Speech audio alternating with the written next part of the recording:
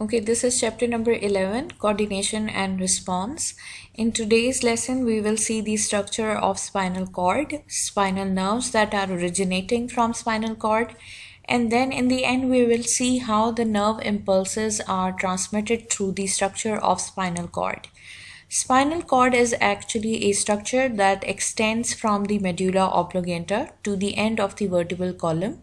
It is protected by vertebral column. In the last lesson, I told you that the difference between vertebral column and spinal cord is that the spinal cord is actually the bundle of nerve fibers, while vertebral column is actually the bony case which protects the spinal cord, or you may call it that it's the backbone.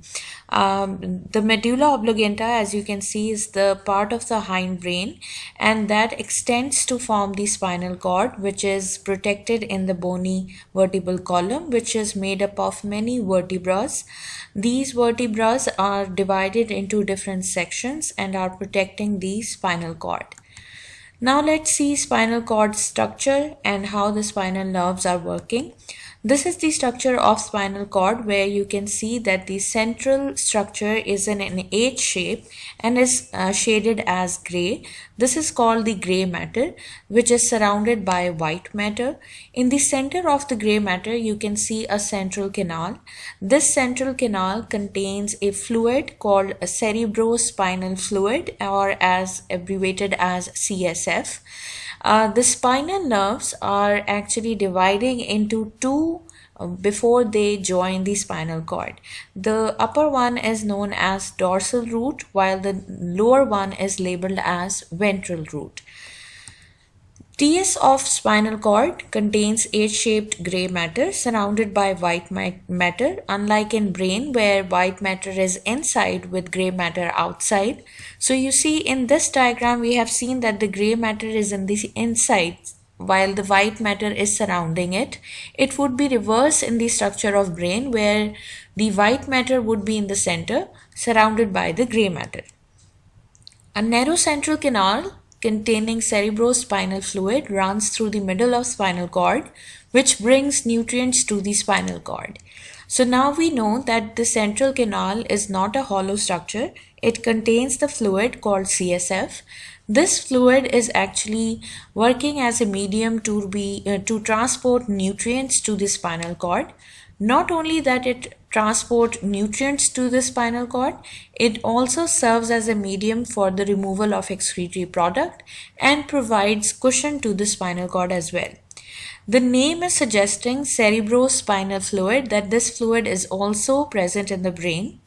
Spinal nerves divide into two roots just before it joins the spinal cord.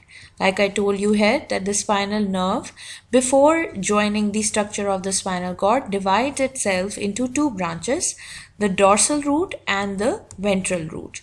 This is the distribution of CSF, or cerebrospinal fluid, where you can see that the fluid is not only present in the spinal cord, but it is also surrounding the structure of the brain.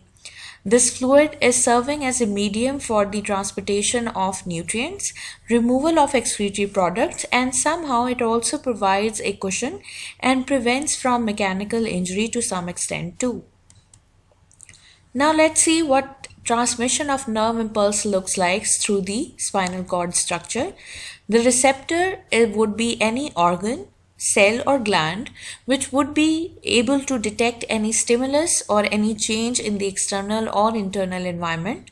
The nerve impulses will be transmitted from receptor to CNS through sensory neuron. This is something we have read before, that these neurons, sensory or receptor neurons, are responsible for transmission of nerve impulses from receptor to CNS.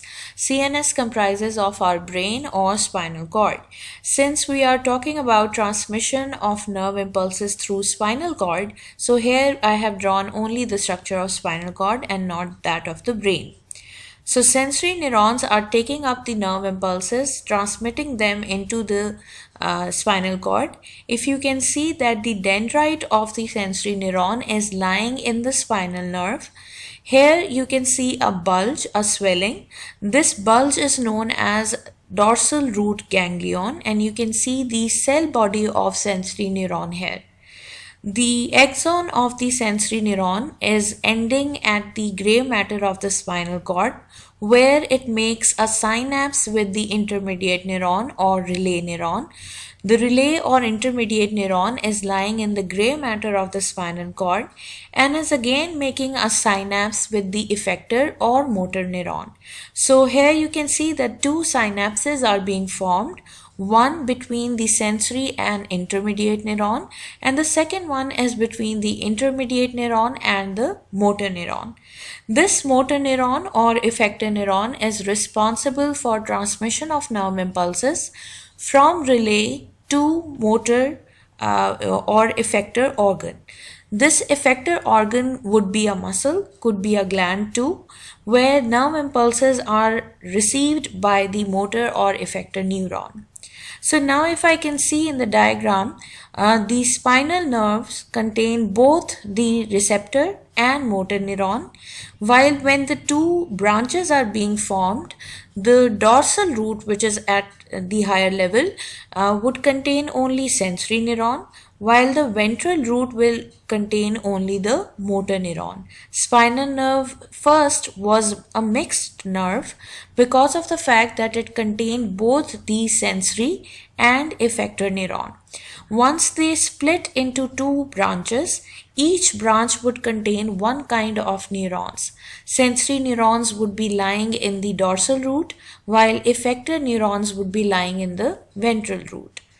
This is something what I have told you just now, that the spinal nerves contain nerve fibers from both the ventral and dorsal root and hence contain both receptor and effector neurons, so we call it a mixed nerve. Dorsal root joins the dorsal part of the spinal cord and it contains receptor neurons only. The cell bodies of the receptor neurons lie in the small swelling or a bulge that I showed you in the diagram. That bulge is known as dorsal root ganglion. Axon of the receptor neuron end in the gray matter of the spinal cord and dendrons in the dorsal root and spinal nerve. Ventral root is attached to the ventral part of the spinal cord and contains only effector neurons. The cell body of the effector neurons lie in the gray matter of the spinal cord, while their axons leave the spinal cord to enter the ventral root and spinal nerve. This is something shown in the diagram too. If you are being hit by a object on the knee, so the skin structure would be working as a receptor. The nerve impulses will be generated. They will be going towards the CNS or the spinal cord through sensory neuron. The cell body of the sensory neuron is lying in the dorsal root ganglion, while the axon of the sensory neuron are ending at the gray matter of the spinal cord. Here in the spinal cord, you can see in the gray matter that relay or intermediate neurons are making up a synapse with sensory neuron and also with the effector neuron.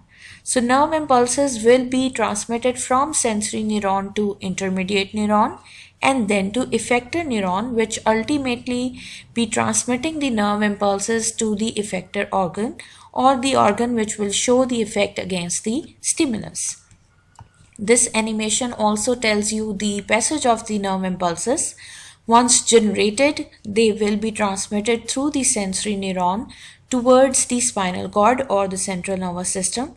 Now here the brain may or may not be involved. And in this particular example, which is the knee jerk, brain is not involved. It's a spinal reflex. It's an action which is entirely controlled by the spinal cord. So you see that the nerve impulse is going into the gray matter of the spinal cord and is coming out from the ventral root. It is not going on into the brain. If brain would have been involved, we might have called this reflex a cranial reflex. So if you see here that the nerve impulses once generated are transmitted through sensory neuron, here you can see the cell body of the sensory neuron lying in the dorsal root ganglion. The axon of the sensory neuron is terminating in the gray matter of the spinal cord.